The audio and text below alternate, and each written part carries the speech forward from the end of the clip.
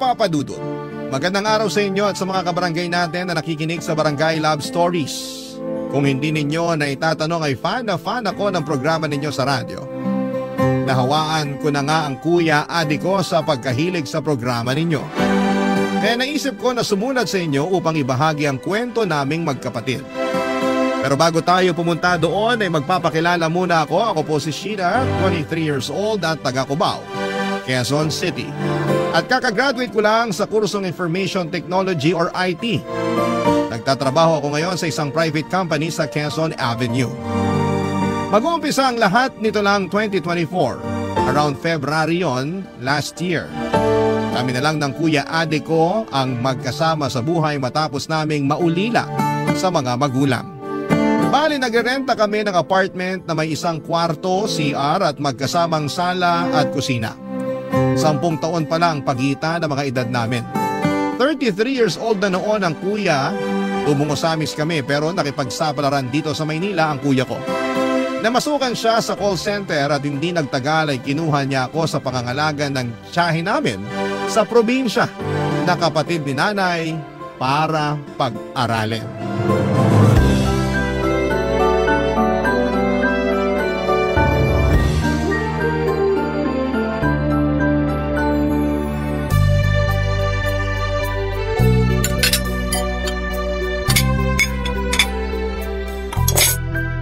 Sheena? Sheena, kakain na! Lumabas ka na dyan sa kwarto mo! Okay, kuya!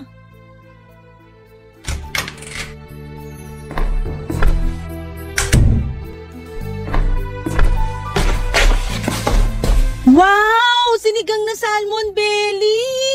Oo, alam kong paborito mo yan. Upo na, para makakain na tayo. Thank you, kuya! Ang sarap ng hapunan! Walang anuman. Kumusta school? Okay naman, pero nakakapagod. Lalo na yung thesis namin, pero patapos na rin naman kami. Final defense na namin next week, then for binding na. Excited na ako. Excited na rin ako. Malapit ka na makagraduate. Oo nga. Ay, kaya lang, kinakabahan naman ako. Saan? Sa pwedeng mangyari pag nakagraduate na ako. Sabi kasi ng prof namin iba na raw talaga ang buhay sa real world. Yun bang kapag nakalabas na kami ng eskwelahan, mas mahirap na raw at mas maraming kakumpetensya sa paghahanap ng trabaho. Natatakot ako tsaka kinakabahan. What if hindi ako makasabay sa kanila? Wow. Teka muna. Isa-isa lang, Sheena. Anong isa-isa lang? Marami na ba ako sinabi? Medyo. Kalma ka muna. Gusto ko namang kumalma, pero kinakabahan talaga ako. Kaya nga, kalma ka muna. Tsaka ka nakabahan. Wala ka pa naman dun eh. Wala pa nga ako doon, pero pag naiisip ko na, mas lalo akong kinakabahan. Narinig mo ba tibok ng puso ko? Ang lakas oh! Naiintindihan ko naman yung pinanggagalingan ng kaba mo. Pero hindi mo kailangang matakot. Kaya ka nga may kuya eh. Nandito ako para alalayan at gabayan ka. Lalo na sa pagharap mo sa sinasabi mong real world. Malaki na naman ako, tsaka tagal mo na rin akong inaalalayan. Baka oras na para tumayo naman ako sa sarili kong mga paa. Nando na tayo. Pero habang pipilay-pilay ka pa dahil baguhan ka pa lang sa real world na sinasabi mo, nandito lang ako para tulungan ka. Para saluhin ka pag na-out of balance ka. Ewan ko sa'yo, kuya. Puro ka talaga kalokohan. Kahit puro ako kalokohan, seryoso naman ako sa sinabi kong yan ha. Basta, tandaan mo, hindi mo kailangan mahiya sa akin.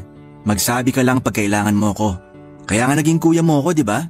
Thank you talaga, pero nahihiya pa rin ako. Bakit ka naman nahihiya? Siyempre, dami mo na kasing sinakripisyo para sa akin. Simula pa lang nung bata tayo, nagtrabaho ka na at lumuwas dito sa Maynila. Tapos kinuha mo ko sa probinsya natin para pag-aralin. Ginawa ko yun lahat dahil mahal kita. Kayo nila nanay at tatay. Tsaka hindi naman ako humihingi ng kapalit eh. Ang gusto ko lang, magsikap ka para sa sarili mo. Kahit huwag mo na ako isipin, sarili mo na lang. Pwede ba yun?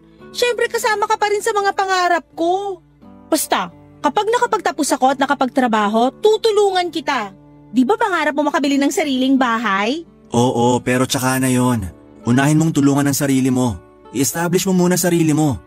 Hindi mo naman responsibilidad yung pangarap ko. Lalo alam ko na may sarili ka rin pangarap. Okay na sa akin na tinutupad mo yon. Masaya na ako dun. Thank you talaga, kuya. Walang anuman. Sana di ka magsawa sa pagpapasalamat ko. Hindi naman, pero lumalamig na yung sabaw. Kumain na tayo. Sige, kanina pa nga ako nagugutom. Papa Dudut, 2019 ako dumating sa Cubao at noong sumunod na taon ay nag-enroll ako sa kolehiyo. Kaya lang ay nagkaroon ng pandemic kaya naurong ang class opening ng September imbes na June. Pahirapan din kasi online ang klase namin pero sa awa ng Diyos ay nairaos at mairaraos ko ang pag-aaral ko. Mataas ang pangarap ko sa buhay pero kasama na doon ang maibalik sa kuya ko ang lahat ng mabubuting bagay na ginagawa niya para sa akin. Malaki ang respeto ko kay Kuya Adi, Papa Dudut. Mabait kasi siya, mapagmahal at responsable. Close na talaga kami kahit noong unang beses pa lamang na magkasama kami sa Maynila. At kahit noong nasa Usamis pa lamang kami nakatira. Kaya nga nalungkot ako ng sobra nang mag-decide siyang pumunta sa Maynila para makipagsapalaran. Sobrang hirap din kasi ng buhay namin sa probinsya, kaya sinantabi na lamang niya ang pangarap niyang makapagtapos ng pag-aaral.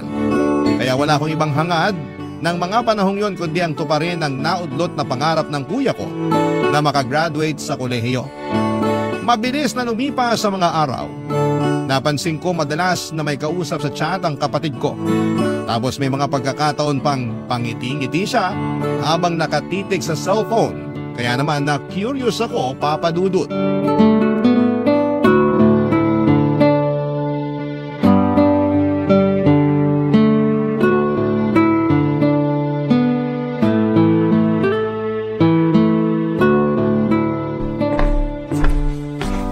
Hi, Kuya!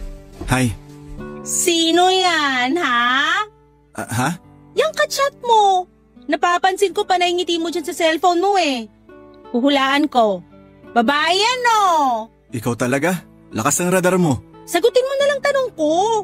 Oo, tama ka. Babae nga to. Nililigawan mo? Ha? Hindi. Sus, hindi raw. Sa lapad ng ngiti mong yan. Hindi naman talaga. Magkaibigan lang kami. Diyan naman nagsisimula ang lahat. Pero curious ako, sino siya? Pakilala mo naman sa akin para may idea lang ako kung sino yung babae nagpapakilig sa kuya ko. Kilig ka dyan. Di ako kinikilig ah. Astig kaya ako. Astigin mo mukha mo. Sino nga? Katrabaho mo ba? Hindi. Kaya nga sino? Kilala mo na to eh. Talaga? Pero wala akong matandaan na kilala kong babae na nalink sa'yo. Wala nga halos nung naghiwalay kayo nung ex mong si Sarah Lynn eh. Siya nga yun. Si Sarah Lynn? Oo. Teka. Tama ba narinig ko? Si Sarah Lynn yung ka-chat mo? Oo, siya nga. At kailan ba kayo nagkaroon ng communication uli? Nitong buwan lang. Nag-chat siya sa messenger ko. Pero late ko na nakita kasi nasa request message pala. Nagbago na rin siya ng Facebook account. Bakit mo naman in-accept? Nakalimutan mo na ba yung ginawa sa'yo ng babaeng yan? Napatawad ko na naman si Sarah Lynn at nagsisisi na siya sa nagawa niya. Ngayon, kinontak niya ako para makipagkaibigan. Lalo ngayon nahiwalay na raw sila ng kinakasama niya. Ano ngayon kung wala na sila? Kumalma ka nga muna, huwag kang sumigaw. Nagulat lang ako. Nakakaloka naman kasi ang si Sarah Lynn. Anong nakakaloka dun? Yung pakikipagkaibigan niya sa'yo porke hiwalay na sila ng tatay ng anak niya. Hindi ako naniniwala. Baka may masamang balak yan. Huwag mo naman pag-isipan ng masama yung tao. Paano di ko pag-iisipan ng masama ginawan ka na niya ng masama? Nakaraan na yon. Sabi ko nga napatawad ko na siya. Ibang klase ka rin, kuya. Sinaktan ka niya ng husto nun tapos bilis mo lang siyang napatawad. Kilala mo naman ako, di ba? Hindi ako mapagtanim ng galit sa ibang tao. Tsaka si Sarah Lynn naman to. May pinagsamahan kami. Meron nga at ang tagal nun. Pero pinagpalit ka lang niya sa iba. Di ko naman nakakalimutan yon. Tsaka nakikipagkaibigan lang naman yung tao eh. Malay mo malungkot dahil naghiwalay sila ng kinakasama niya.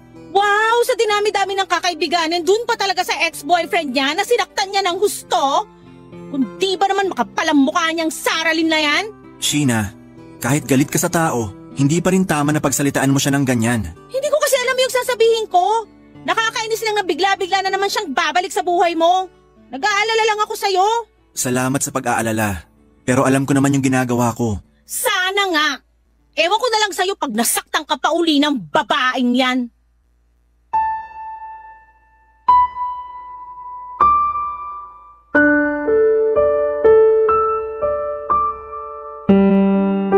Papa Dudut, hindi niyo ako masisisi kung umasim ang mukha ko nang banggitin niyang nag-uusap na naman sila ng ex-girlfriend niyang si Sarah Lynn.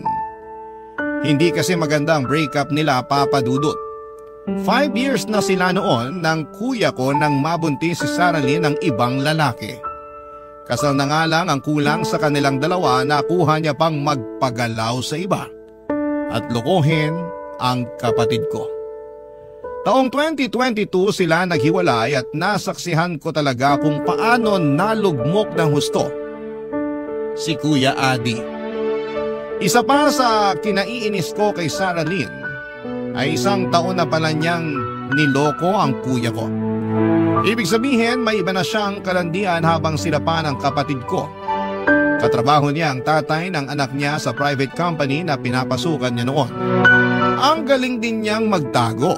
Tapos nung nagkabukingan na ay sa kanya hiniwalayan si Kuya Adi para makisama sa tatay ng anak niya. May paiyak-iyak pa talaga ang gaga para magmukhang kaawa-awa. Kaya inis na inis talaga ako sa kanya at hiniling ko na sana'y hindi na ulit mag-cruise ang landas nila ng kapatid ko. Kaya lang ay masyadong mapaglaro ang tadhana at ang kapalaran, Papa Dudut.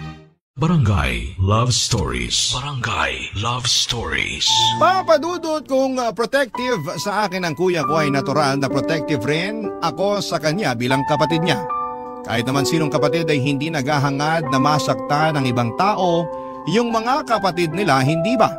Kaya nga pinakita at pinaramdam ko talaga kay Kuya Adi ang hindi ko pagsang-ayon sa pag-uusap nilang muli ng ex-girlfriend niya. Araw-araw kong pinapaalala sa kanya ang darkest days niya noong iwanan siya sa ere ni Sarah Lynn. Sabihin niyo ng kontrabida ako sa love story nila pero wala na silang love story na dapat pang ipagpatuloy at balikan. Pero wala naman akong magagawa kung gusto rin ng kapatid ko ang atensyon na nakukuha niya sa babaeng yon. Kahit na ayaw kong makipagkaibigan ulit si Kuya Adi kay Sarah Lynn, lagi ko pa rin nahuhuling kachat niya at kausap sa cellphone ng ex-girlfriend niya. Minsang sinabi ni Kuya na intindihin ko na lamang daw siya at yun naman ang ginawa ko, Papa Dudut. Pero deep inside, nananalangin ako na sana'y hindi mag-workout ang kung anumang namamagitan sa kanila ng mga panahong yon, Papa Dudut.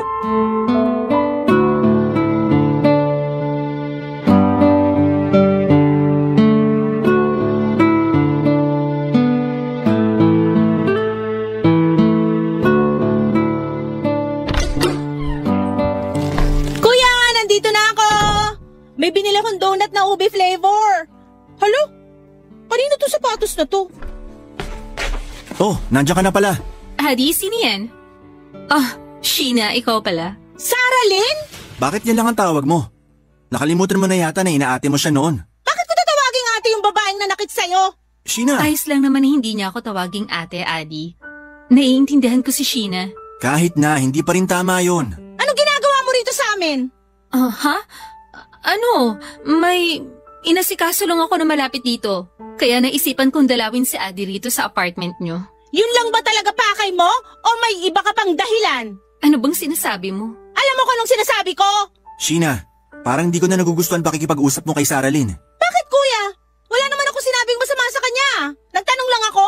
Oo nga, pero bakit ganyan ka makapagtanong sa kanya? Ano ba dapat ang tamang pagtatanong ko sa babaeng nanloko at nang iwan at nanakit sa'yo? Di ba nag-usap na tayo tungkol dito? Akala ko nagkakaintindihan na tayo. Nag-usap tayo, pero saan tayo banda nagkaintindihan na papupuntahin mo yung babaeng yan dito sa apartment natin? Hindi ko siya pinapunta rito. Dinalaw ko lang ang kuya mo. Nagdala pa nga ako ng mga pagkain na paborito niyong dalawa. Hindi mo kami makukuha sa pagkain. Sa'yo na lang yan. Sheena naman. Pwede bang kausapin mo ako na maayos? Maayos naman na pakikipag-usap ko sa'yo Ano bang gusto mo? Yakapin kita, ngitian, tapos sabihin ko sa'yo na na-miss kita? Hindi naman sa ganun. Mabuti pa, pumasok ka na lang muna sa kwarto mo, Sheena. Ha? Bakit mo naman gagawin yon? Dahil binabastos mo na si Sarah Lynn. Baka nakakalimutan mong bisita ko siya at wala kang karapatan na bastusin siya. Bakit sa akin ka nagagalit? Alam nga naman kay Sarah Lynn, wala naman sinasabing masama sa'yo yung tao. Ikaw yung kanina pa sabi na kung ano-ano dyan. Alam ko na hindi mo inaasahan yung pagpunta niya rito. Pero hindi pa rin tama na tratuhin mo siya ng ganyan. Ayos lang naman ako. Siguro nagulat lang talaga si Sheena.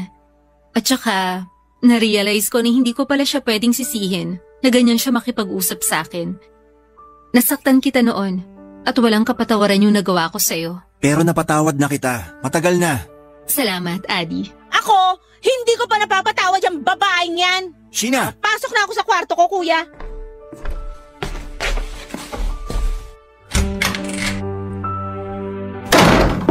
Pagpasensyaan mo na yung kapatid ko. Hindi naman talaga siya ganyan. Alam ko naman. Pero may kasalanan din ako sa'yo. Wala na yon. Sabi ko nga, napatawad na kita.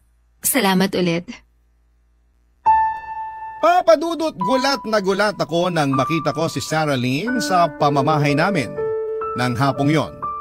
Hindi ko talaga inaasahan na muling magkukrus ang landas namin ng babaeng kinaiinisan ko.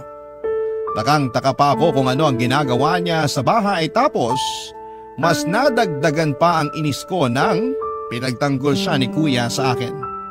Hindi ko talaga matanggap na mas kinampihan siya ng kapatid ko. Ewan, pero noong nakita ko ang pagbumuka ng babaeng nanakit sa kuya ko ay nagbalik ang lahat ng pinagdaanan namin para lang makausad siya noon. Marami akong tanong kay Sarah Lynn na hindi ko na naitanong ng araw na yon. Una na doon ay kung paano niya nagawang sakta ng kuya na naging mabait at manatiling tapat sa kanya. Pangalawa ay kung bakit bumalik pa siya sa buhay ng kapatid ko.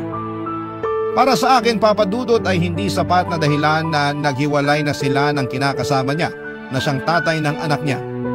Malakas ang kutob ko na gusto lang niya na gamitin ang kuya ko. Mabilis pang nagdaan ang mga araw at dumalas pa ng dumalas ang pagpunta ni Sarah Lynn sa inuupahan naming apartment. At kahit na gustuhin kong iwasan siya, ay hindi ko naman magawa-gawa. Kaya hinayaan ko na lamang siya at ang anak niya. Pero minsan aminado akong napipikon ako sa bata dahil maingay at makalat sa bahay. Tapos hindi naman masaway-saway ni Sarah Lynn, papadudot.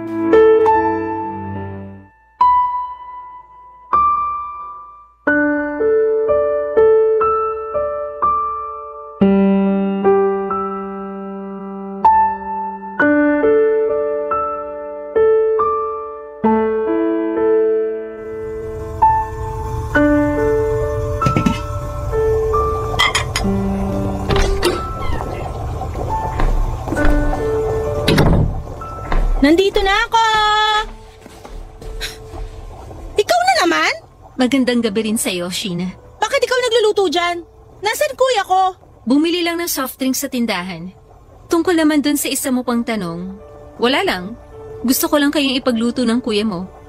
Tsaka sabi niya, na-miss na raw niya kaya pinagluto ko siya ng paborito niya. Halika, upo ka na para makakain ka na. Hindi pa ako gutom. Hindi mo na ba talaga ako mapapatawad? Ano yon? Ang sabi ko, kung hindi mo na ba ako mapapatawad? Kung tutuusin, hindi naman ikaw ang nasaktan ko. Yung kuya mo. Pero bakit parang abot langit yung galit mo sa akin? Ibang klase. Nagtanong ka ba talaga? Para lang malaman ko. Hindi ko kasi maintindihan eh. Ilang araw na akong pumupunta rito sa inyo at nakikipagmabutihan sa kuya mo. Pero ikaw yung ayaw. Kung kuya mo nga, napatawad na ako eh. Wala kang alam kung gaano mo nasaktan si kuya nung niloko at hiniwalayan mo siya. Sobrang lugbok siya nung mga panahon na yon. Wala siyang ginawa kundi umiyak at magmukmuk dito sa bahay. Natuto rin siyang uminom ng alak at makipag-inuman sa kung sino-sino kahit hindi naman niya ginagawa. Habang ako, alalang-alala sa kanya. Halos sirain na niya yung buhay niya at habang pinagdadaanan niya yon, ako ang kasama niya. Napakarami niyang iniyak ng dahil sa'yo. Marami rin akong iniyak dahil sa kuya ko. Tapos tatanungin mo ako ngayon kung bakit abot langit ang galit ko sa'yo? Pasensya ka na. Hindi ko alam na ganyan palang pinagdaanan niyo ni Adi. Oo! Kaya nga nagagalit ako sa'yo ngayon dahil nakuha mo pa talagang bumalik sa buhay namin. Sana hindi ka nalang uli nagpakita sa kuya ko. Ayoko na naman sana magpakita kay Adi. Pero na-realize ko na mahal ko pa rin siya. Paanong mahal? Pinagpalit mo siya sa iba, tiniwan mo nga siya. Basta, isang araw, nagising na lang ako na nagsisisi na sa mga nagawa ko sa kanya. Tapos nagkataon na nagkahiwalay na kami ng tatay ng anak ko, kaya... Kaya ginulo mo na uli buhay ng kuya ko? Hindi naman ganun yun. Nagbago na ako. Nagbago mukha mo? May kasabihan nga na once a cheater, always a cheater. Kaya di ako naniniwala sa sinasabi mo. Kung ayaw mong maniwala, ikaw ang bahala. Wala ka rin namang magagawa, lalo na nagkabalikan na uli kami ng kuya mo. Ano ka mo? Oops! Hindi mo pa pala alam? Ulitin mo nga yung sinabi mo. Sabi ko, kami na uli ni Adi. Kaya wala ka na magagawa.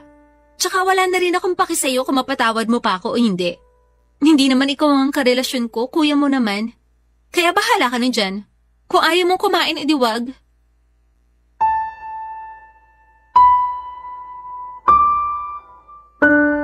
Papa Dudut, hindi ako makapaniwala na nilihim sa akin ng kuya ko na nagkabalikan na sila ni Saralyn.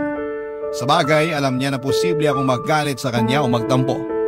Ayaw ko kasi talaga sa babaeng yon para sa kanya, pero alam ko rin naman na sino ba ako para hadlangan ang pag-iibigan nila. Kahit na pinilit kong hindi magtampo sa kuya ko, pagdating niya sa apartment ng gabing yon ay hindi ko pa rin nagawa. Hindi ko siya kinausap habang nandoon si Saralyn. Pero sa huli ay nagkabati pa rin kami, Papa Dudut. Nung makaalis na kasi si Saralyn sa apartment, ay kinausap ako ng kapatid ko upang ipaliwanag sa akin ang lahat-lahat. Sinabi niya ulit kung gaano niya kamahal ang ex-girlfriend niya at kahit na anong gawin niya ay hindi naman daw talaga nawawala yung pagmamahal na yon, Papa Dudut. Bukod doon ay napatawad na raw niya si Saralyn at nung nagkita ulit sila ay gusto niyang magsimula ng panibagong buhay kasama ito at ang anak nito sa ibang lalaki. Dahil sa pag-uusap naming yon ni Kuya Adi ay lumambot naman ang loob ko sa kanya. Sa abot ng makakaya ko ay inunawa ko ang bawat katagang lumabas sa kanyang bibig. Barangay Love Stories. Barangay Love Stories. Papa Dudut, dahil nagkabalikan na sina Kuya Adi at Saralyn, ay madalas nang nakatambay sa apartment namin ang babaeng yon. Wala naman akong magawa dahil kagustuhan din yon ng kapatid ko. Sakto, naka-work from home setup si Kuya at si Saralyn ang nakatoka sa pagluluto ng pagkain namin. Kaso ay nauumay na talaga ako pag nakikita ko silang sobrang sweet na akala mo ay hindi nagkahiwalay dahil may isang nagloko. Hindi niyo ako masisisi kung bakit hindi pa rin ako lubusang masaya para sa relasyon nila ng kuya ko. Kung si Kuya Adi ay nakapagpatawad na, pues ako ay hindi pa. Mabilis na nagdaan ang 2 buwan at tuluyan na ngang binahay ni Kuya sina Saralyn at ang anak nito. Sa sala sila natutulog dahil iisa lang naman ang kwarto ng apartment namin at doon ako natutulog.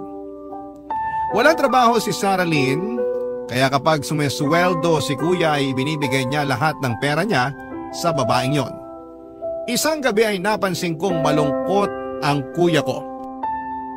Nag-alala ako kaya kinausap ko siya at doon ko nga nalaman na meron pala silang pinagdadaanan ni Saralyn. Pinagtapat sa akin ang kapatid ko na nagdadalang tawang girlfriend niya, ngunit hindi na naman siya ang ama.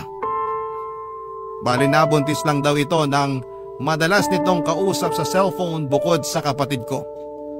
Nung una ay nalabuan ako kung paano nangyari yon, pero sinabi ni Kuya na hindi pa rin pala tuluyang nagbago si Saralyn. Niloloko pa rin siya nito kaya abot langit ang galit ko sa babaeng yon. Gusto ko siyang sabunutan at nagkataon na wala sila ng anak nila sa bahay dahil may pinuntahan na hindi namin alam. Kaya nga inabangan ko ang pag-uwi nito. Pero bago ko pa yon magawa ay inawat na ako ni Kuya Adi at nakiusap na huwag ko nang kumprontahin ang girlfriend niya.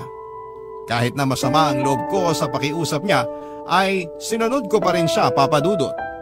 Tapos nung sumunod na araw ay sinabi niyang nagkasundo na sila ni Saralyn na tatanggapin niya ang bata dahil hindi naman daw sinasadya ang pagdadalang tao nito.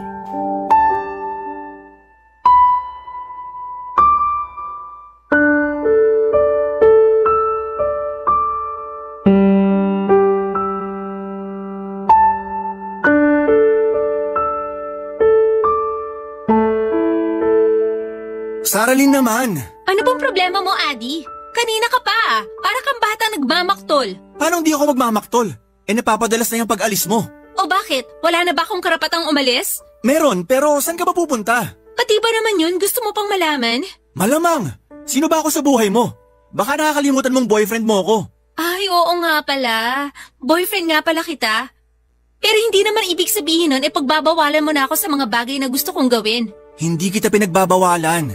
Gusto ko lang malaman kung saan ka pupunta. Sa mga kaibigan ko, niyaya nila ako magkape. Magkape?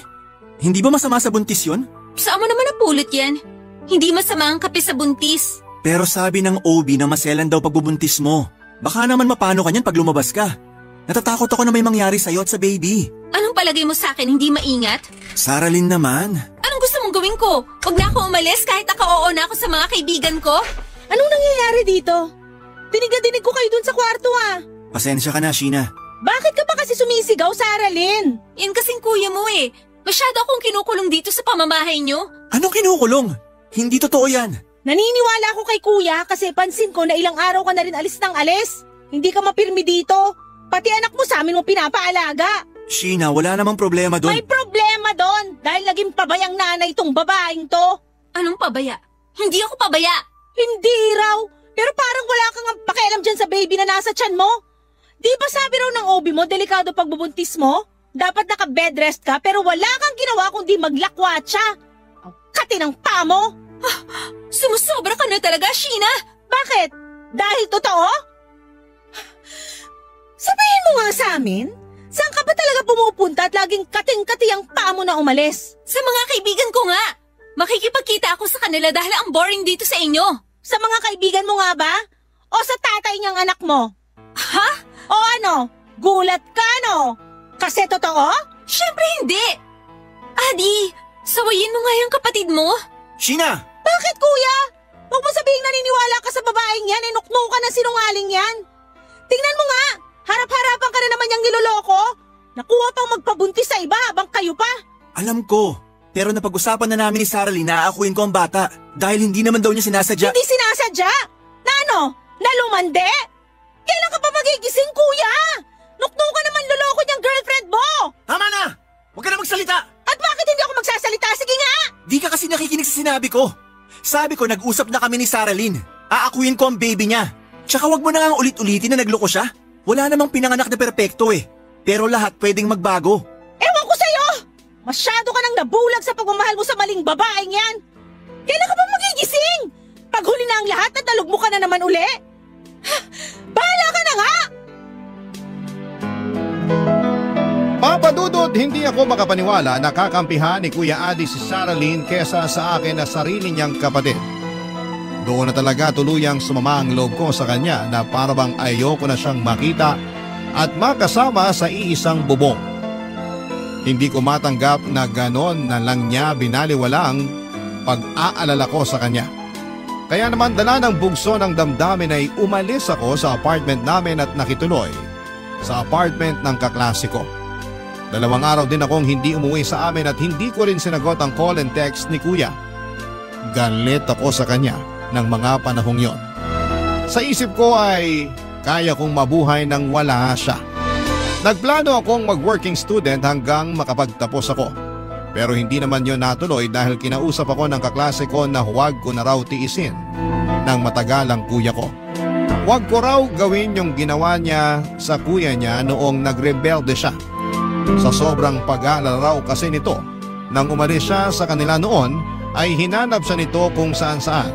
Kaya lang ay nadisgrasya ito matapos mabundol ng SUV. Bukod doon ay ramdam daw niya na kailangan ako ni Kuya Adi kaya tinalaban ako sa pag-uusap namin yon.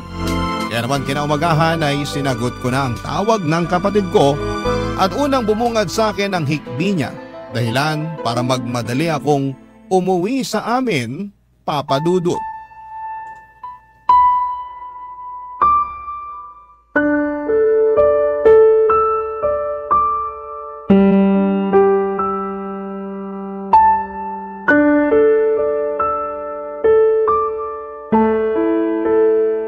Hindi na talaga ako nagulat na iniwan at niloko ka na naman ng babaeng yun, kuya. Sobrang kati niya. Kaya di na ako nabigla sa ginawa niya. Hindi rin ako makapaniwala. Buong akala ko ayos kami. Pero iniwan niya pa rin ako para sumama dun sa nakabuntis sa kanya. Tama ka nga, na yung lalaking yun ang kinikita niya sa tuwing umaalis siya. Akala ko nagbago na siya. Hindi talaga ako naniniwala na nagbago na siya. Baka masyado lang akong uto-uto, kaya nagpadala ako sa mga sinabi niya. Medyo, kaya nga nakakainis ka rin eh. Patawarin mo ako, Sheena. Masyado talaga akong nabulag sa pagmamahal ko kay Saralyn. Ewan ko ba naman sa'yo? Napakakapal talaga ng pagmumukha nung Saralyn na yon. Kung tutusin, napakaswerte na nga niya sa'yo, kuya eh. Pinatawad mo siya. Pinatira dito sa atin. Tapos tinanggap mo pa yung anak niya. Sa huli, pipiliin niya pa rin yung nakabuntis sa kanya, di iwanan ka? Grabe! Ibang klaseng babae! Ginawa ko naman lahat. Pero siguro di lang ako sapat para sa kanya. Ginawa mo talaga yung lahat. Pero sabihin mo, masyado lang mapaghanap yung babaeng yon. Sorry ha, pero napakalandi niya. Nalulungkot lang ako. Akala ko magkakaroon na kami ng sarili naming pamilya. Nalulungkot din naman ako para sa'yo. Pero sana sa susunod, hindi na lang sa kanya. Marami pa namang iba dyan na di hamak na mas matinong sa Saralyn na yon. Kaya lang syempre, kailangan mo munang kilalanin at kilatisin. Ewan ko. Pagkatapos ng nangyaring to sa akin, parang natatakot na ulit ako makipagrelasyon. Hindi naman lahat katulad ng ex mo eh. At kaya nga ex na siya kasi may dahilan. Saka sabi ko nga, may mga matitinong babae naman dyan. Pero kung hindi ka pa handa pumasok uli sa relasyon, ikaw bahala. Ikaw naman makakapag-decide kung kailan ka magiging handa na talaga. Tama ka. Salamat, Sheena. Oh, salamat naman saan? Kasi umuwi ka. Pinuntahan mo ako rito. Akala ko pati ikaw mawawala na rin sa akin. Sorry din pala dahil masyado ako naging mapusok. Hindi ko na inisip yung pag-aalala mo sa akin kasi nga minahal ko ng husto si Saralyn. Kaya nung iniwan niya ako, pakiramdam ko, mag-isa na lang ako sa buhay. Ay, kuya naman. Hindi ka magiging mag-isa sa buhay. Kasama mo ko. Oo, nakakatampo lang yung nangyaring pagtatalo natin. Pero pinarealize sa akin ng kaklase ko na hindi ko dapat tinitiis ng matagal yung mga taong mahal ko. 2 araw lang akong hindi umuwi dito sa apartment natin pero miss na kita. Miss na rin kita. Buti naman ligtas ka dun sa tinuluyan mo. Nag-alala ko ng husto sa'yo. Hindi ko kasi alam kung saan ka hahanapin. Di mo pa sinasagot yung mga tawag at text ko. Sorry, hindi ko sinasadya na mag-alala ka. Pero hindi rin naman ako gagawa ng bagay na ikakapahamak ko. Sabi ko nga, marami pa akong pangarap. At isa doon ay makapagtapos ng pag-aaral dahil alam kong yun yung pangarap mo para sa akin. Pangarap din yun nila nanay at tatay. Alam ko na kung saan man sila naroroon, proud na proud sila sa'yo. Proud na proud din sila sa'yo dahil kinaya mo kong itaguyod, pag-aralin at pagtapusin. Salamat. Wala yun, kuya. Basta tandaan mo, nandito lang ako para sa'yo. Naniniwala naman ako na magiging okay ka rin, kuya. Naniniwala rin naman ako. Papa Dudut, kahit na muling nasaktan ni Saralyn ang Kuya Adi ko ay pinatunayan ng kapatid ko na pwede pa rin siyang makabangon at magpatuloy sa buhay. Siyempre kasama ulit ako ng kuya ko sa pag-move on niya sa ex-girlfriend niya na wala na kami ng balita matapos sumama nga sa nakabuntis sa kanya.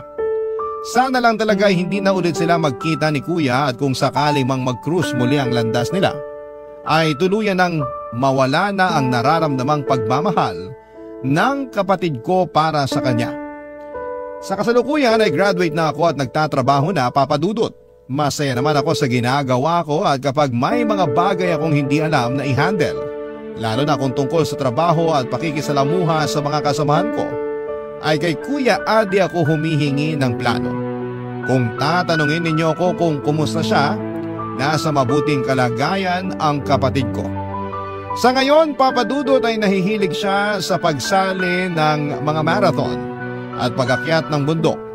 Minsan nga ay sumasama ako para makapag-banding na rin kami. Wala akong ibang kahilingan kundi ingatan ang kuya ko, lalong-lalo na ang kanyang puso. At kung muli siyang magmamahal ay deserve niyang mapunta sa matino at tamang babae dahil mabuti siyang tao. Hanggang dito na lamang po ang sulat ko, Papa Dudut, at sana'y kinapulutan po ito ng aral at inspirasyon ng mga kabarangay natin. Maraming salamat po kung sakaling mapili niyong i-ere sa programa ninyong Barangay Love Stories. Number 1 po kayo sa puso namin. God. Barangay Love Stories. Barangay Love Stories. Ako, gigil na gigil talaga ako sa nangyayari sa kwento natin. O ikaw, kabarangay, kumukulo rin ba dugo mo? Pwede kang mag-iwan ng comment sa ating comment section. Nagustuhan ang iyong napakinggan? Ituloy yan via live stream sa www.gmanetwork.com/radio. In Mega Manila, 97.1. Forever! Dear Papa Dudut, magandang araw po sa inyong lahat, pati na rin po sa mga kabarangay natin. Itago niyo na lamang po ako sa pangalang Fred. Fan na fan po ako ng Barangay LS. At naloloka rin po ako sa tuwing napapakinggan ko ang mga stories na pinapadala sa inyo, Papa Dudut. Kaya naman napagtanto ko po na siguro'y panahon naman para yung listeners nyo naman ang maloka sa kwento ng buhay ko. Sana lang po talaga ay matanggap at mapili po ninyo ang sulat ko na ito. Lumaki nga po pala ako sa Dumaguete at doon na rin po ako nakapagtapos ng kolehiyo.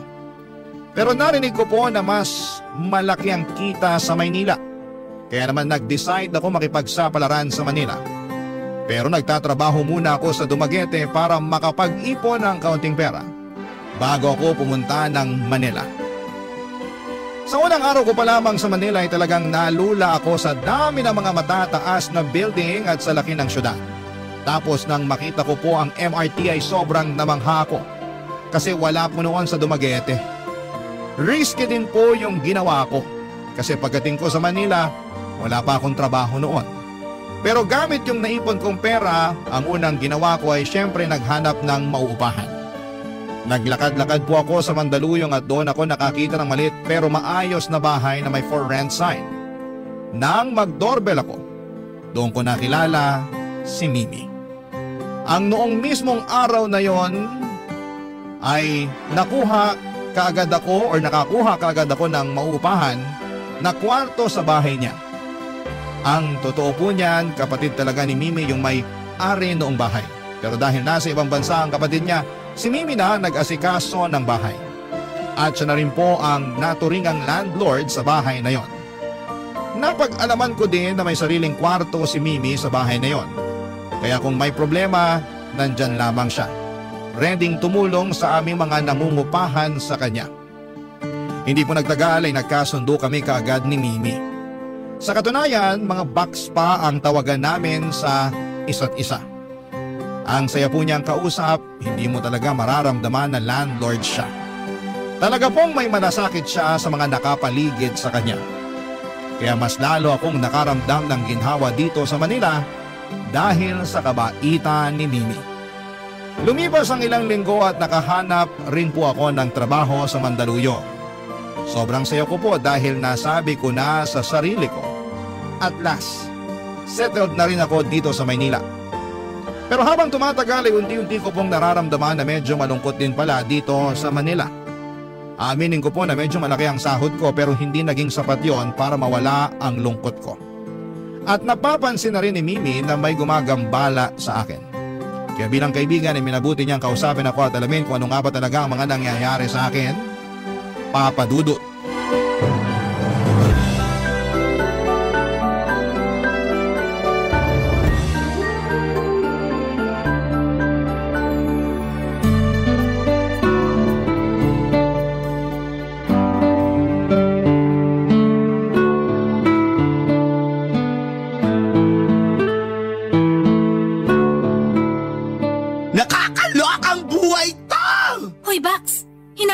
Boses mo? Baka mamaya marinig ka pa ng ibang boarders dito eh.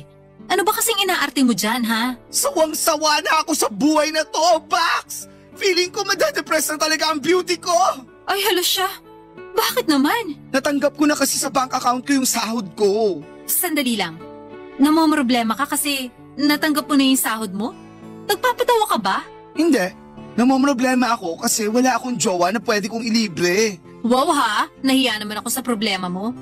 Dapat nga magpasalamat ka pa kasi ang laki ng natanggap mong sahod. Tapos hindi rin naman ganun kamahal yung upa mo sa kwarto dito sa bahay. Alam ko naman yun. Actually, nagpapasalamat nga ako kasi hindi ko akalain na makakapag-settle ako kagad sa Manila. Pero, alam mo ba yung feeling na... Yung feeling na? Yung feeling na wala kang katuwang sa buhay. Yung feeling na maayos nga yung buhay mo. Pero by the end of the day, nalulungkot ka naman. Kasi nare-realize mo na mag-isa ka lang sa buhay. Hay nako, Bax. Pinagdaanan ko na yan nung teenager pa lang ako. At tapos na ako sa chapter na yan ng buhay ko. Kontento na ako sa buhay ko, no? Basta napapatakbo ko lang na maayos tong bahay at naaasikaso ko kayong mga borders, okay na sa akin yun. Chusera ka? Talaga bang hindi ka natatakot na tumandang dalaga? Hindi. Alam mo kung ano yung dapat kong katakutan? Yung may jowa ka nga, pero hindi ka naman pinakikisamahan na maayos. Ay wow! Siguro naranasan mo na yun, no? Oo, kaya sinasabi ko sa'yo, tigilan mo na yung kakadrama dyan sa wala kang jowa. Kasi blessing in disguise yan. Ay, bahala ka dyan. Basta ako, gusto ko ng boyfriend. Yung tipong may nayayakap at nahalikan ako pagkatapos ng trabaho. Yung tipong may nasasabihan ako sa lahat ng achievements ko at yung tipong tatanggapin ako ng buong buo. Alam ko na kung bakit ka nagkakaganyan. Oh, bakit na naman? Sa kakabasa mo yun ng pocketbook eh. Akala mo ba hindi ko napapansin na ginawa mo ng libangan yung pagbabasa ng pocketbook tuwing day off mo? Tigilan mo na yan, Fred. Kaya ka nagkakaganyan eh. Walang basagan ng trip, Bax. Kaloka ka? Ay, maiba ko. May plano ka bang dumalaw sa inyo sa Dumaguete? Usama mo naman ako. Hindi pa kasi ako nakakapunta doon. Ay, game ako dyan. Bet ko yan. Pero mamaya na natin pagplanuhan yan. Kasi okay pa naman ako dito sa Manila sa ngayon. Kung sa bagay, alam mo, ang swerte-swerte mo nga eh. Kasi ang bilis mo naka-adjust dito. Samantala, yung isa sa mga borders natin dyan, nahihirapan pa makahanap ng trabaho. Uy, totoo? So paano siya nakakapagbayad ng upa sa'yo? Ichismis mo na sa akin yan habang tayo palang dalawang nandito sa sala. Dali!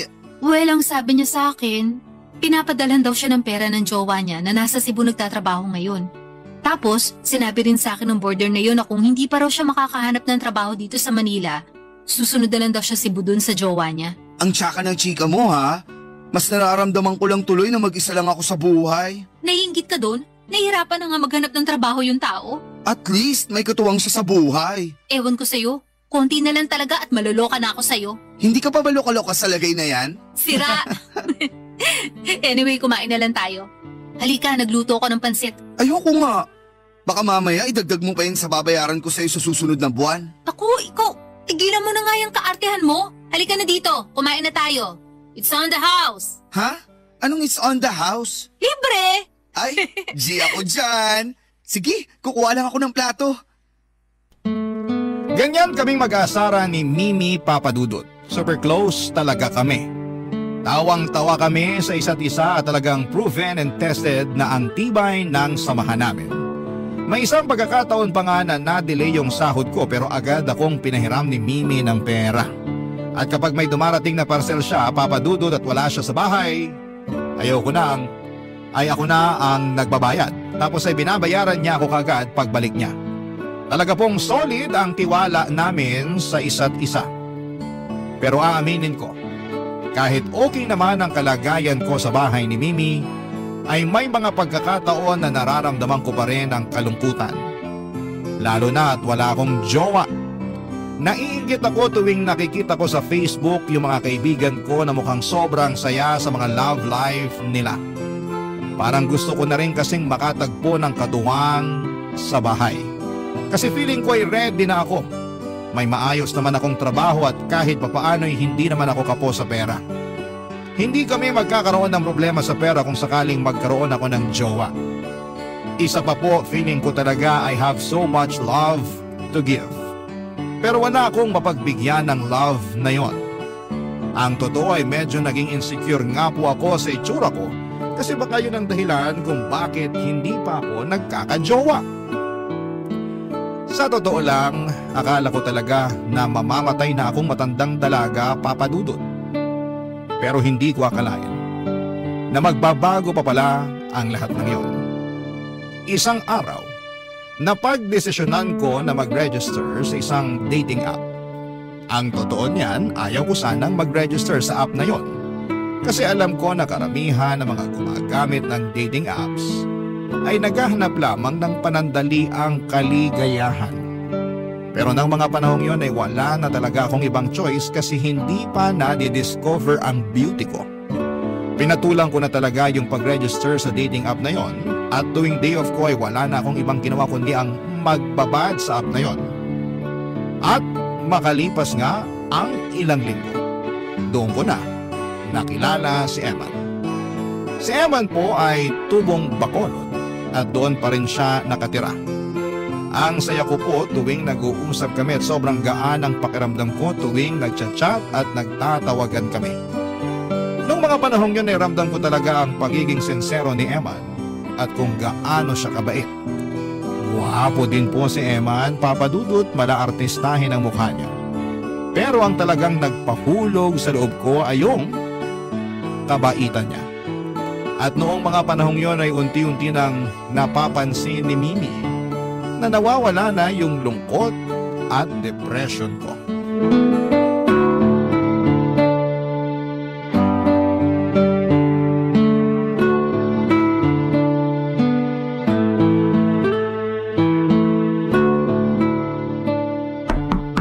Bax! May dala akong pizza!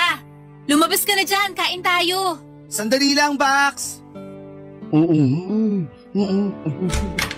Sige na, tatawagan na lang kita mamaya, okay? I love you too. O sige na, bye! Mwah! Hoy, sino yung kausap mo? At bakit namumulay ang mga pisngi mo? Ayoko nga mag-share sa'yo. Baka asarin mo lang ako eh. Sige ka, pag hindi mo kunento sa akin yan, tataasan ko yung renta mo. Uy, ang ganid mo naman sa pera. Walang ganyanan, Bax. Magkwento ka na kasi. Splok mo na, share mo na dali. Ay, sige na nga. May nakilala ako sa dating app. Totoo ba? Ano pangalan? Eman. Tigilan mo nga yan. Para ka namang bulate na binudbura ng asin eh. O sige na, magkwento ka pa. So ayun na nga. Nakilala ko siya sa dating app. Hanggang sa nahulog na yung loob namin sa isa't isa. Saan ba siya nakatira? Taga Mandaluyong ba yan? Hindi. Taga Bacolod siya. Perfect, di ba? 5 hours lang yung layo sa amin sa Dumaguete. Feeling ko talaga meant to be kami. Alam mo, Bax, sa totoo lang, natutuwa ako sa'yo. Kasi bihira lang kita makita na ganito kasaya. Pero sana naman, ingatan mo yung puso mo. Kung makapagsalita ka naman? Seryoso ko. Kilala kita. At alam kong sobrang rupok mo pagdating sa pag-ibig. Ang totoo niyan, kami na ni Eman. Ano? Kayo na? Pero huwag kang mag-alala kasi mabait si Eman. At nararamdaman ko talaga na legit at hindi fake news yung pagmamahal niya para sa akin. Kaloka ka naman. Bakla ka ng taon. Kilalanin mo muna yung tao bago ka makapagrelasyon sa kanya. Alam ko na ang lahat ng kailangan kong malaman tungkol sa kanya. At sinisigurado ko sa'yo na buo na ang desisyon ko na mahalin si Eman. Ay, sige na nga. May tiwala naman ako sa'yo eh. Pero paano yan? Nasa Manila ka, nasa Bacolod siya. So, ano ang magiging setup nyo? Long distance relationship, ganon? Parang ganon na nga. Tiis-tiis na muna sa chat at video call sa ngayon. Ang totoo nga niyan, gustong-gusto ko na nga siyang makita. Pero ang layo kasi ng Bacolod eh. Hoy, alam mo, maganda yung naisip mo. Sige, luwas tayo ng Bacolod at makipagkita ka sa kanya. Tapos dumiretso na rin tayo sa Dumaguete para makapagbakasyon na ako. Kaloka ka talagang bruha ka. O sige, ipagpalagay na natin na makakapagbakasyon ka. Eh kung ganon, sino ang may iwan dito sa bahay? Paano yung mga borders mo, ha? Ano ka ba? Digital na ang mundo. Makikiusap ako sa mga border na ipadala na lang sa e-wallet ko yung bayad nila sa upa kung sakali. Gusto mo lang magbakasyon eh. Dinamay mo pa ako. Nakakaloka ka. Ikaw tong tubong Dumaguete, no? Alam nga naman pumunta ako doon na mag-isa. Baliligaw pa ako niyan kung sakasakali. Sige na nga, pero tsaka na lang yan. Hindi ko pa kasi bet mag-travel ngayon eh. Ay, talaga ba? So, paano si Eman?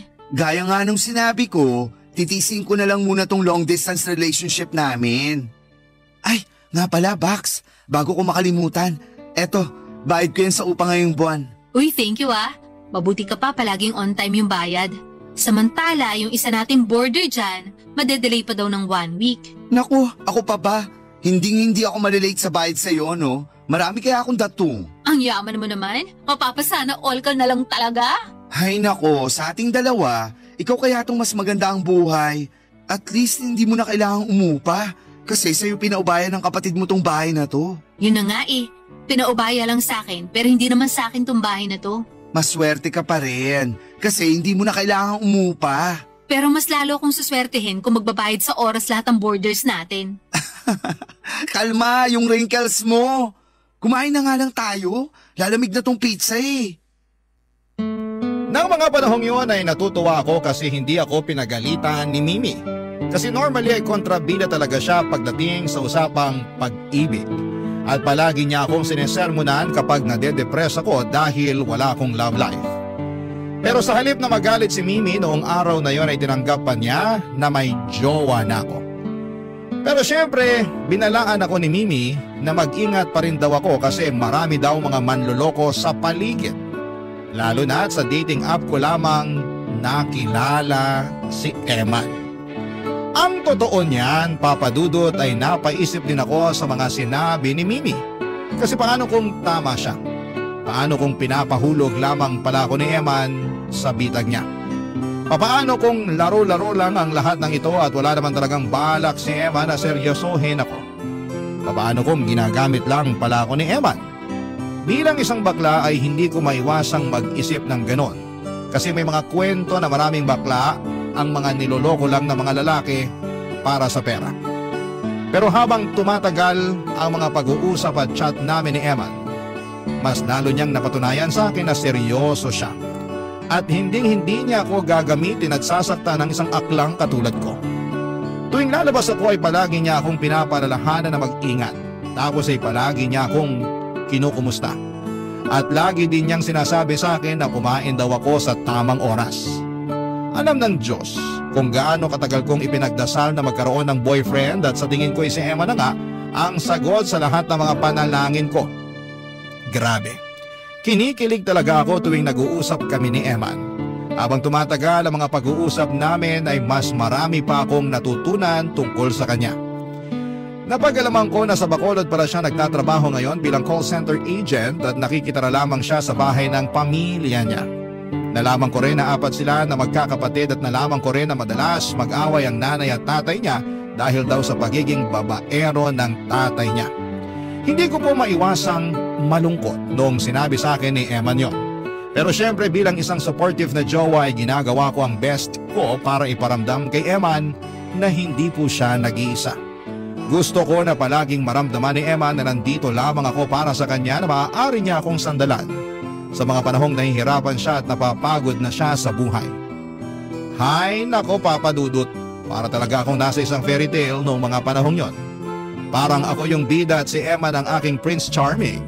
Barangay Love Stories. Barangay Love Stories. Pero tulad ng karamihan sa mga fairy tale, syempre may mga dark moments din. Dumating ang araw na palagi na lamang umiiyak si Eman tuwing nagtatawagan kami. Napag-alaman niya kasi na hindi lang pala yung tatay niya yung may kabit, pati na rin daw yung nanay niya. At dahil dito ay unti-unti kong napansin na parang nade-depress si Eman sa bahay. Inamin din niya sa akin na nagsasawa na siya sa trabaho niya sa Bacolod at gusto na niyang mag-resign, Papa Dudut. Tandang-tanda ko pa kung paano ko siya pinayuhan na maghanap ng ibang trabaho at maghanap ng bagong matutuluyan. Pero sabi niya sa akin ay maliit lang daw ang Bacolod at wala raw masyadong oportunidad para sa mga katulad niya na hindi nakapagtapos ng kolehiyo. High school lang kasi ang natapos ni Eman at hindi na daw siya kayang pag-aralin ng mga magulang niya sa kolehiyo. Sa sobrang depression ni Eman noon ay napaisip ako, paano kung kailangan lang niya ng bagong environment para hindi na siya malungkot? At dito ko naisip ang isang napakagandang plano.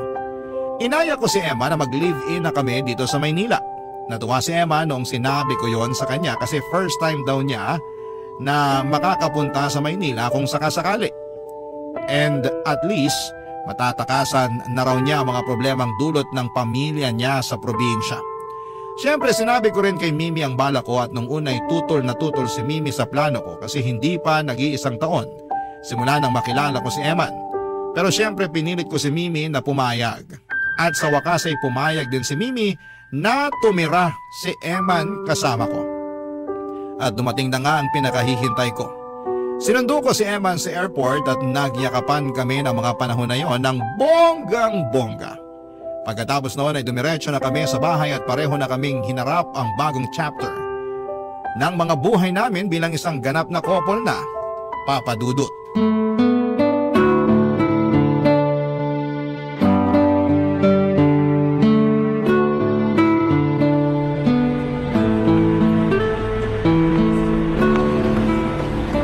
Mahal, alam mo, sobrang saya ko talaga na nandito ka na sa Manila. Ako din, mahal. Grabe pala dito sa Manila, no? Ang lalaki ng mga building. Kung makapagsalita ka naman, bakit? Wala bang buildings doon sa inyo sa Bacolod? Siyempre meron naman, pero mas marami dito eh. Naiintindihan kita. Ganyan na ganyan din ako nung una ako napadpad dito sa Manila. Pero masasanay at mauumay ka rin dyan. Oh, ayun na yung bahay oh. Ang ganda, di ba? Halika, pumasok na tayo. Hindi ba nakakahiya sa landlord mo? Sino? Si Mimi? Naku, huwag kang mag-alala. Napakiusapan ko na yon. At pumayag na siya na dalawa tayo sa kwarto ko. Uy, Bax! Ay, Bax! Ito na nga pala si Eman. Magandang araw po. Magandang araw din sa'yo. O halika, pasok kayo. Salamat. Wow! Ang ganda naman pala ng bahay nyo eh. Thank you. Pero hindi sa akin tong bahay na to. Kapatid ko talaga yung may-ari ng bahay. Sa akin lang pinaubaya. Ah, ganun po ba? Ay, mahal. Asan nga pala yung CR nyo dito? Nahihina kasi ako eh. Yung pintuan na malapit sa hagdanan. Dumiretso ka lang. Thank you. Saglit lang ah. Jijingle lang ako.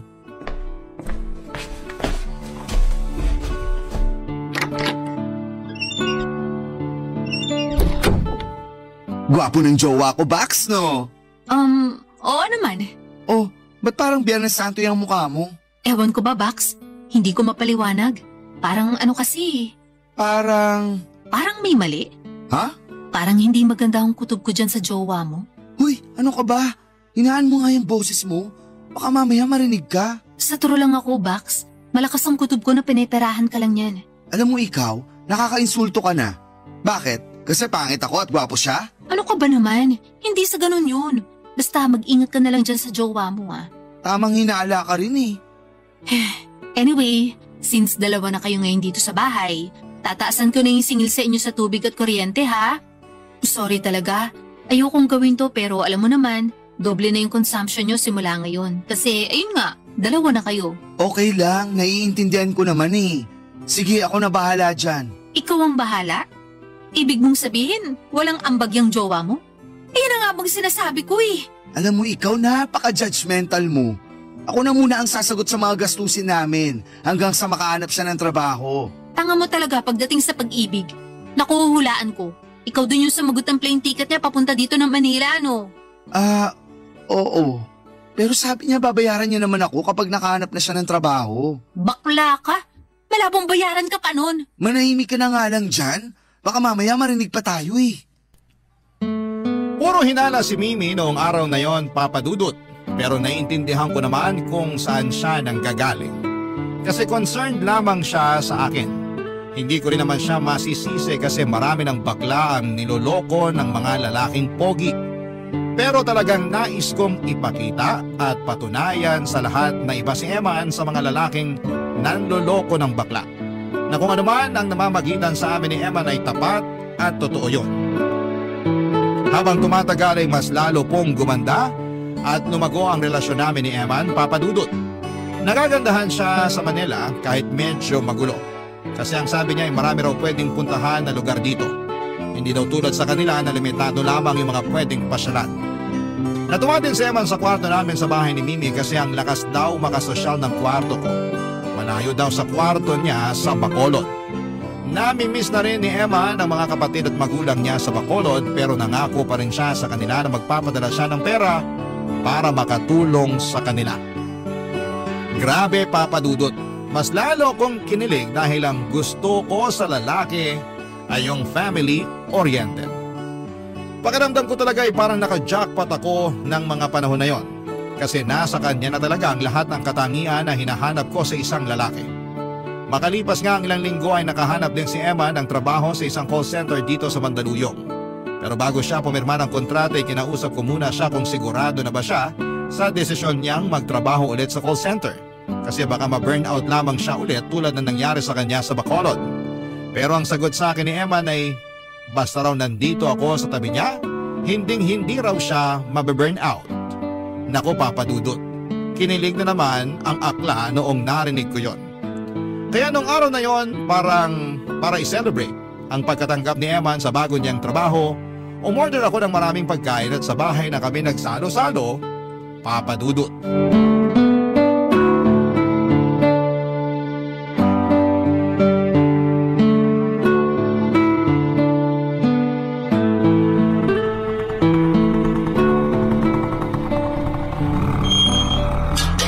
Hoy Bax, anong meron?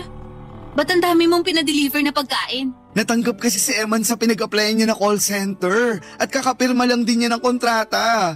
Kaya eto, bumili ako ng maraming pagkain para makapag-celebrate tayo. Sabay mo na rin kami ha. Sigurado ako hindi namin mauubos to. Siyempre naman, aayaw pa ba ako sa libre? Pero seryoso, mabuti naman at nakahanap na siya ng trabaho. Nang sa ganun, hindi niya na kailangang iasa sa'yo lahat ng gastusin dito. Ikaw talaga? Pinaghihinalaan mo pa rin ba ang boyfriend ko? Maniwala ka sa akin. Pinipigilan ko naman yung sarili ko na husgahan yung jowa mo eh. Pero ewan ko ba, hindi ko talaga mapigilan eh. Naku, bahala ka. Basta pakitunguhan mo na lang ng maayos yung boyfriend ko. Okay na sa akin yon. Nga pala, nasan yung jowa mo? Nandun sa kusina. Naguhugas ng mga plato at inihahanda ang mesa. Sipag niya no? Halika na nga, kumain na lang tayo.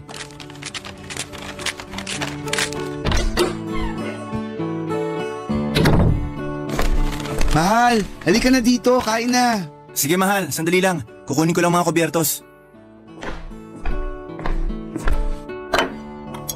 Umupo ka na dito. Ang dami kong binili oh. Ang totoo nga niyan mahal. Nahihiya nga ako sa'yo eh. Oh, bakit naman? Kasi ang dami mo nang nagastos para sa akin. Hindi mo naman kinailangan gawin to, pero ginawa mo pa rin. Wala eh, nahulog ako sa bitag mo. Ikaw talaga. I love you mahal. I love you too. Mamaya na nga kayo maglandian. Kumain na tayo bago pa lumamig tong mga pagkain dito. Inggitera. Ay nga pala Eman, kumusta naman yung pagtira mo dito sa Manila? Nakapag-adjust ka na ba? Opo Miss Mimi. Nako, alam mo ba na ganyan din si Fred nung una siyang dumating dito sa Manila? Ang totoo nga niyan, bilib na bilib ako sa kanya kasi nakayanan niya mabuhay dito sa Manila na hindi humihingi ng tulong kahit kanino. Napaka-etsyosera mo talaga. Kumain ka na nga lang dyan. Ay hindi, totoo naman yung sinasabi ko, di ba? Lahat ng meron ka ngayon ay galing sa dugo at pawis mo. Ni minsan hindi ka ng apak o nanloko ng tao para lang gumaan ang buhay mo. May gusto po ba kayong palabasin? Ako? Naku wala, nagsasabi lang ako ng totoo. Hindi po, kasi sa tono ng pananalita nyo. Mukhang gusto nyong palabasin na pinaperahan ko lang si Fred. Mahal, tama na yan. Hindi eh. Nire-respeto ko po kayo bilang landlord namin. At ni minsan wala ho kayong narinig sa akin. Kahit nakakaramdam na po ako na ayaw nyo sa akin. Pero sana naman wag nyo akong basusin ng ganito. Excuse me lang, babalik na ako sa kwarto. Mimi, ano ba? Ba't mo naman binastos ng ganun si Eman? I'm sorry pero masisisi mo ba ako? Concerned lang ako sa'yo. Nag-aalala lang ako sa'yo bilang kaibigan mo. Pues sumusobra ka na. Kung hindi totoong kaibigan ang turing ko sa'yo, sa tingin mo ba magkakaganito ako? Kundi hamak na border lang ang tingin ko sa'yo, sa tingin mo ba mag-e-effort pa akong sabihin sa'yo na sa tingin ko niloloko ka lang nung lalaking yun? Ang dami mo na kayang nabigay sa lalaking yun. Bukal sa loob ko lahat ng binibigay ko kay Eman. Sana lang talaga hindi mo pagsisisihan na pinapasok mo pa yung lalaking yun sa buhay mo. Umamin ka nga sa akin. Naiinggit ka ba? Ah, ano? Siguro, naiinggit ka lang. Kasi nakikita mo kami ni Eman dito sa bahay na masaya at nagmamahalan. Habang ikaw, mag-isa at malungkot ang buhay. Ang kapal na mukha mo. Ako na nga to nagmamalasakit sa'yo. Tapos ngayon ako pa tong pagsasalitaan mo ng ganyan? Nagmamalasakit? Hindi ka nagmamalasakit. Nangihimasok ka na sa buhay ng may buhay. Para lang naman malaman mo, hindi ako naiinggit sa'yo. Lahat ng mga sinasabi ko sa'yo ay base lang sa mga nakikita ko. At base sa nakikita ko, hindi makakabuti sa'yo ang lalaking yon. Bahala ka na nga sa buhay mo. Hoy! Saan ka pupunta? Babalik na ako sa kwarto namin. Baka kung ano pa ang masabi ko sa'yo.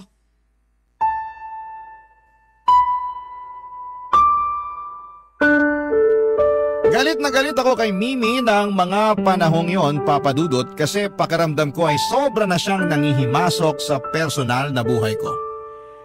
Nainis ako noong bastusin niya si Emma ng harap-harapan.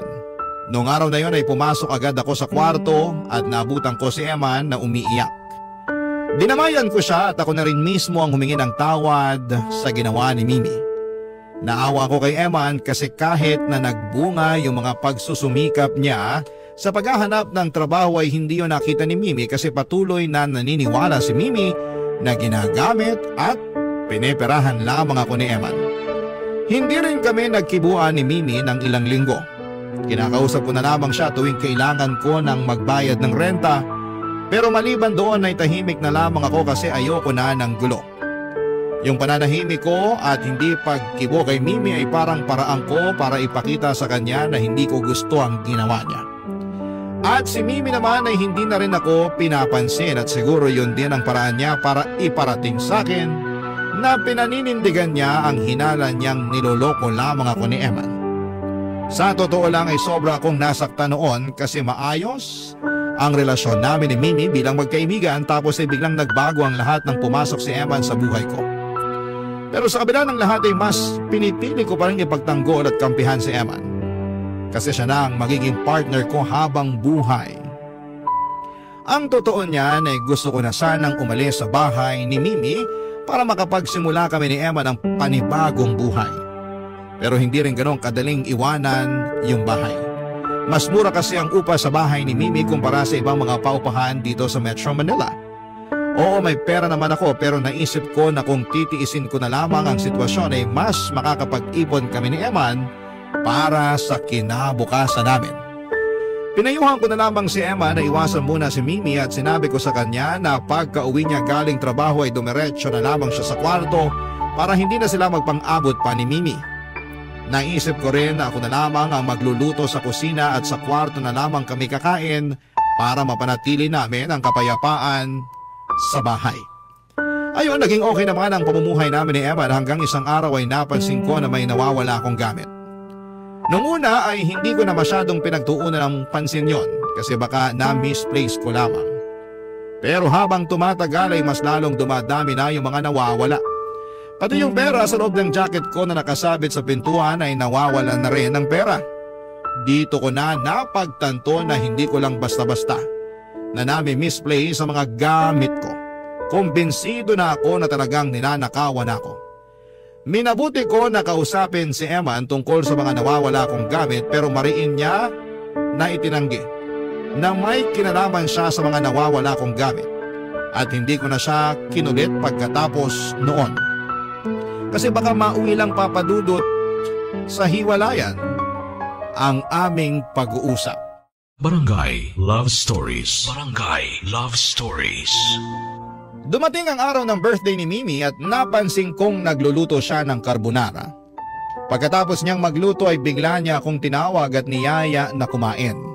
Dahil birthday niya noong araw na yon ay nahirapan akong hindi siya kausapin o kibuin. Kaya naman nilunok ko na lamang ang pride ko at nagsimula na kaming mag-usap at doon na nga kami nagkapatawaran. Aaminin ko na sobra ko nang nami-miss si Mimi. Lalo na't matagal din kaming hindi nagkibuan. Pagkatapos naming magkaayos ay nagtsikahan na kami kaagad hanggang sa napag-usapan na namin yung mga nawawala kong gamit. Sa totoo lang, papadudot, ayaw ko sanang ikwento yung tungkol sa nawawala kong gamit kasi alam ko na baka sumbatan lamang ako ni Mimi at sasabihin niyang tama siya sa hinala niya kay Emma. Pero si Mimi na lamang kasi ang nag-iisa kong kaibigan dito sa Maynila kaya naikwento ko rin sa kanya ang tungkol sa mga nawawala kong gamit.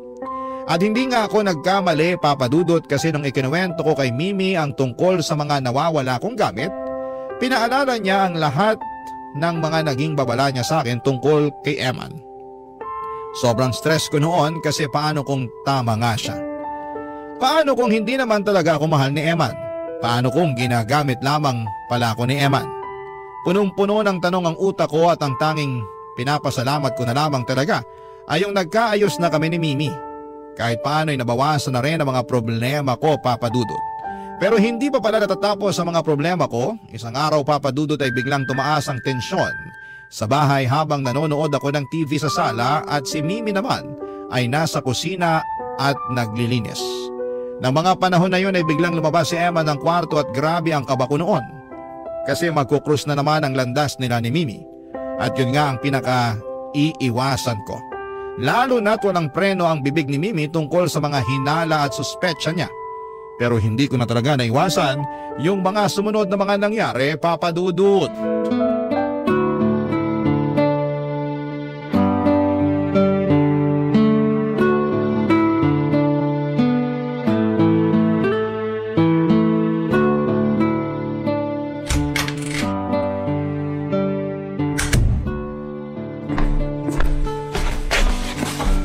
Oh, Mahal! Ba't ka lumabas ng kwarto? May kailangan ka? Bigla akong nagutom eh. Magluluto lang ako. Ano ka ba naman? Wag na, ako na lang magluluto para sa'yo. Sige na, bumalik ka na sa kwarto. Hindi naman ako inutil para pagsilbihan mo pa. At isa pa, may karapatan din naman siguro ako sa bahay na to. Kasi simula sa susunod na buwan, magbibigay na ako sa iyo ng pera para sa share ko sa lahat ng gastusin natin. Please, wag na. Ako na lang ang magluluto. Ano ka ba? Hindi. Saglit lang ako, tas babalik din ako sa kwarto kaagad. Sige na, manood ka lang ng TV dyan. Doon lang ako sa kusina. Ano to? Mahal, halika nga. Oh, bakit? May problema ba? Tingnan mo nga tong ref. Ba't may padlock? Hay nako, sinadya ko talaga yan. Kasi baka pasukin tayo na magnanakaw dito. Alam mo na. Sandali lang, Bax. Wala ka namang sinabi sa akin na lalagyan mo ng kandado tong ref, ha? Sinadya ko talagang hindi sabihin sa'yo. Kasi baka matunugan tayo ng iba dyan. Mahirap na. Sagad na po yung pasensya ko sa inyo. Pinagpapasensyahan ko lang kayo kasi hindi naman namin bahay to. Pero sobra-sobra na yung pamamaliit nyo sa akin. Tigilan mo nga ako sa drama mo. Kwento sa akin ni Fred na unti-unti na siyang nawawalan ng gamit. At alam kong kagagawan mo ang lahat ng yon. Oo, hindi ako galing sa mayaman na pamilya. At hindi ako nakapagtapos ng pag-aaral. Pero hindi ho ako magnanakaw. Yung dangal at prinsipyo ko na lang po ang meron ako. At hindi ako makakapayag na pati yun ay yuyurakan nyo pa. Alam mo, para sabihin ko lang sa'yo, hindi ko talaga maintindihan kung bakit ka pa pinagtsatsagaan ni Fred.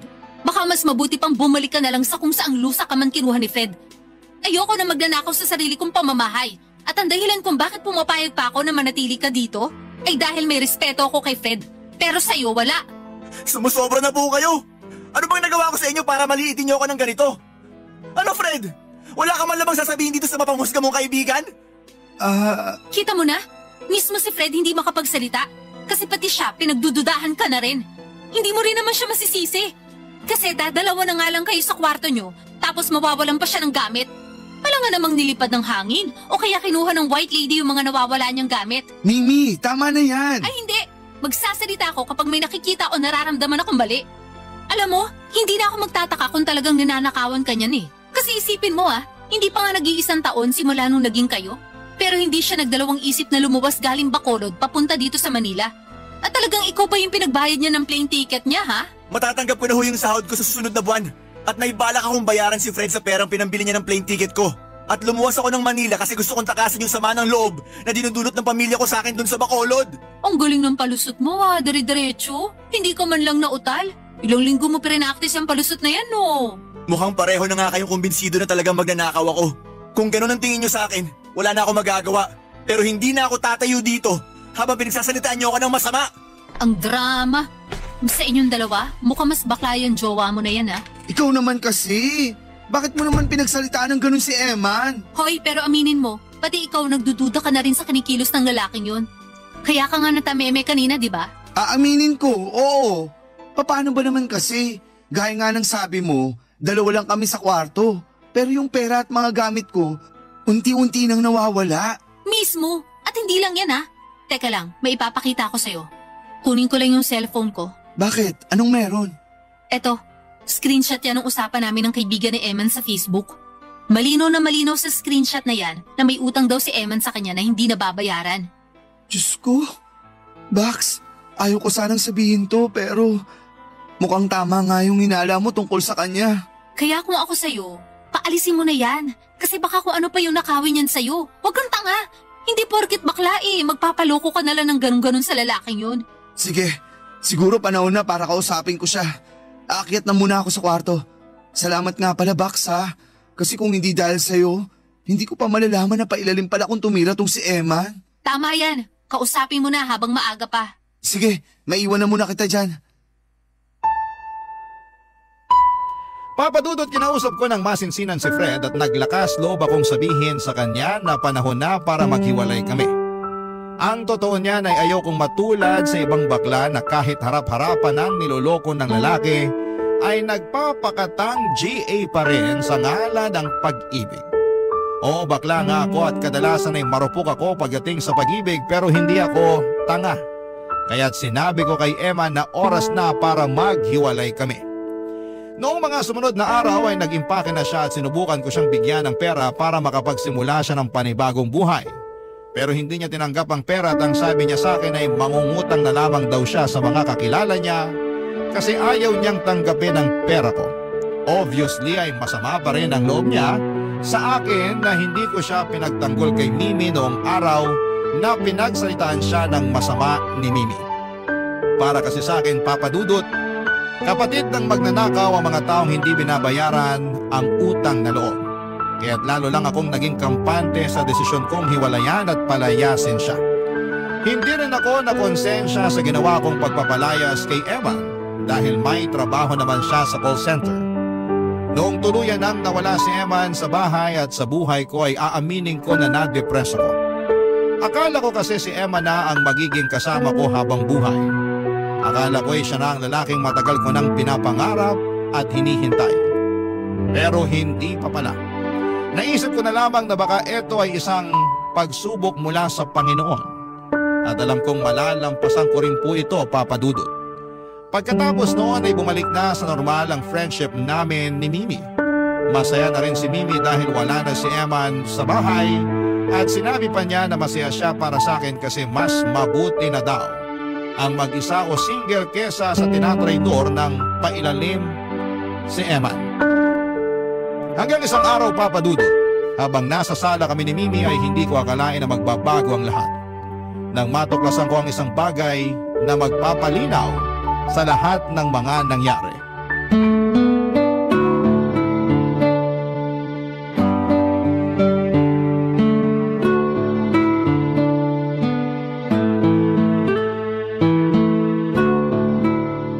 Bax, remind lang kita ha.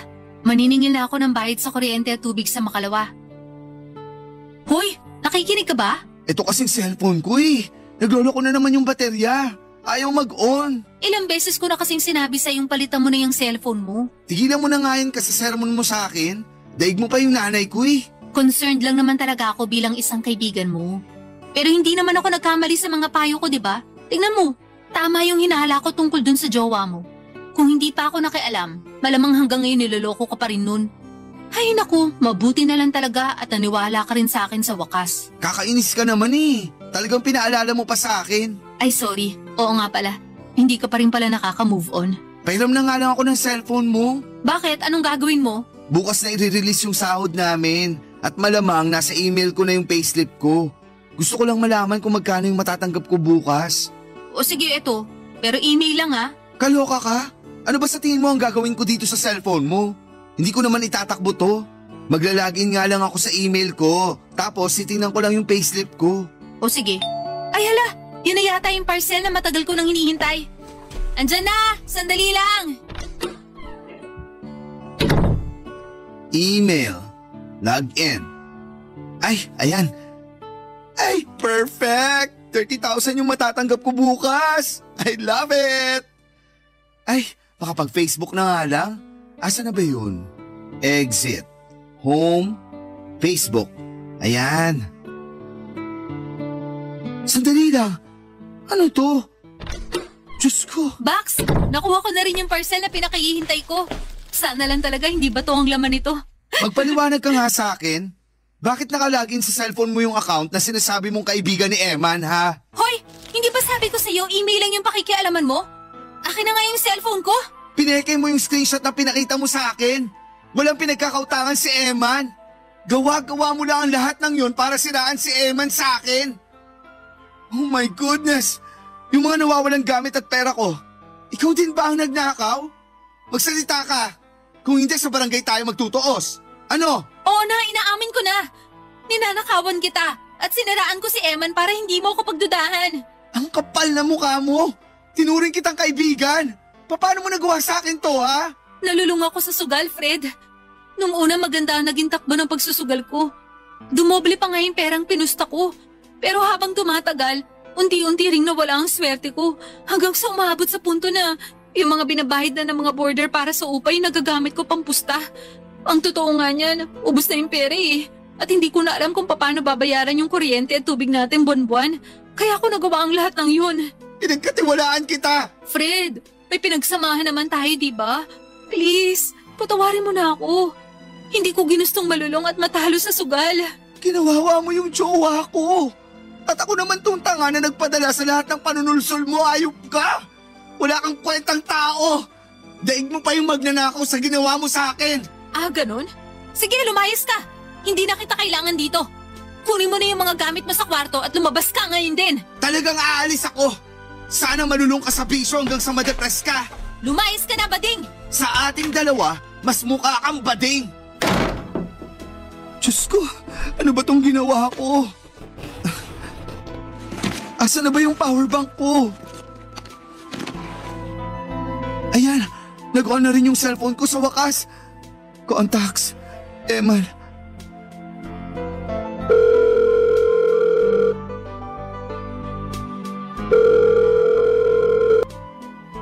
Hello? Hello, Eman? Mahal, kamusta ka na? Oh, ba't ka napatawag? I'm sorry kung pinagdudahan kita. Tama ka. Wala ka nga talagang kasalanan. Sana mapatawad mo pa ako. Magagawan pa naman natin to ng paraan, di ba? I'm so sorry. Sising-sisi ako na hindi kita naipagtanggol kay Mimi. I love you so much. Mahal na mahal pa rin kita. Huli na ang lahat, Fred. Binaliwala at pinag-isipan mo ka ng masama nung mga panahon kinailangan ko yung suporta at yung pagmamahal na sinasabi mo. Sana naman intindihin mo ko. Pinalabas niya na ninanakawan mo ko. Pero ang totoo niyan, siya pala mismo yung nagnanakaw ng mga gamit at pera ko dahil nalulung siya sa sugal. Pareho lang tayong pinaglaruan at niloko ni Mimi. Pero dapat nagtiwala ka pa rin sa akin. Sino ba yung jowa mo, ha? Ako yung Mimi na yun. Jowa? Ibig bang sabihin nun, nakikipagbalikan ka na sa akin? Kahit magunaw ang mundo, hindi na ako makikipagbalikan sa'yo. Masaya na ako sa trabaho ko at namumuhay na ako ng tahimik. Puro problema at gulo lang ang dala nyo sa akin nung dyan pa ako kina Mimi nakatira. Kaya please lang, lubayan mo na ako. Ang kapal na mukha mo? Hoy Eman, in case nakakalimutan mo, ako ang nagdala sa'yo dito sa Manila. Kung hindi dahil sa akin, nagdedepress-depressan ka pa rin hanggang ngayon dun sa Bacolod. Ano bang pinuputok ng butsi mo? Yung pera na ginamit mo pambili ng plane ticket ko? Huwag kang mag-alala, ibabalik ko na sa'yo yung pera mo. I-text mo na lang sa akin yung account number mo at ipapadala ko sa'yo yung pera para matapos na ugnayan natin sa isa't isa. Paano mo ako nagagawang ipagtabuhay na lang ng basta-basta? Minahal mo ba talaga ako? Nakakalimutan mo na ba? Ako yung ipinagtabuyan mo. At oo, minahal kita ng sobra-sobra. Akala mo ba hindi ako nasaktan nung naghiwalay tayo? Lugmok na lugmok ako noon. Pero ngayon na nakabangon na ako, hindi na ako makakapayag na hilahin mo ako pababa kasama mo. Napagtanto ko din na hindi ko kayang makipagrelasyon sa taong walang paninindigan. Sige na, ibababa ko na to. Hello? Hello? Eman! Eman!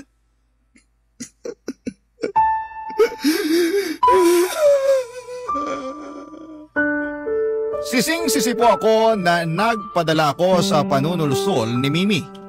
At tama rin yung sinabi ni Emma na wala akong paninindigan. Siguro'y hindi na umabot sa ganito ang mga bagay-bagay kung hindi ako kaagad nagpadala sa mga hinala at panghuhusga. Yung mga gamit at pera na nanakaw sa akin ni Mimi ay madali lamang yung kitain ulit. Pero yung pagmamahala na tiwalang nasira, iyon ang mahirap nang ibalik pa. Noong mismong araw na yon ay agad akong naghanap ng malilipatan at sa kabutihang palad ay nakakita ako ng magandang apartment dito sa Mandaluyong. Pero ang totoo niyan ay lungkot ako habang pinagmamasdan ko ang bawat sulok ng bago kong apartment. Kasi na-imagine ko si Eman. Napapaisip ako na siguro'y mas magiging masaya tong lugar na ito kung kasama ko pa rin si Eman hanggang sa ngayon. Pero kailangan kong tanggapin na hindi na mangyayari yon. Sising-sisi ako na yung pagmamahal at tiwala na ibinigay sa akin ni Eman ay sinuklian ko lamang ng hinala at pagdududa. Ang tanging nais ko pong iparating sa mga nakakabasa o nakakarinig ng kwento kong ito ay sana'y huwag kayong manghusga agad-agad ng kapwa ninyo. Bigyan nyo ng pasensya at panahon ng bawat isa at maghanap kayo ng konkretong ebidensya bago kayo magbuo ng sariling judgment ninyo. Palagi ninyong tandaan na may tatlong panig ang bawat kwento. Ang perspective mo, ang perspective ng ibang tao at ang mismong katotohanan. At ang kwentong ito ay ang aking masaklap at mapait na katotohanan. Papa Dudut, maraming salamat po sa pagbibigay sa akin ng pagkakataon na maibahagi ang kwento ko. Ang inyong forever kapuso at kabarangay, Fred. Ako, gigil na gigil talaga ako sa nangyayari sa kwento natin. O ikaw, kabarangay, kumukulo rin ba dugo mo? Pwede kang mag-iwan ng comment sa ating comment section.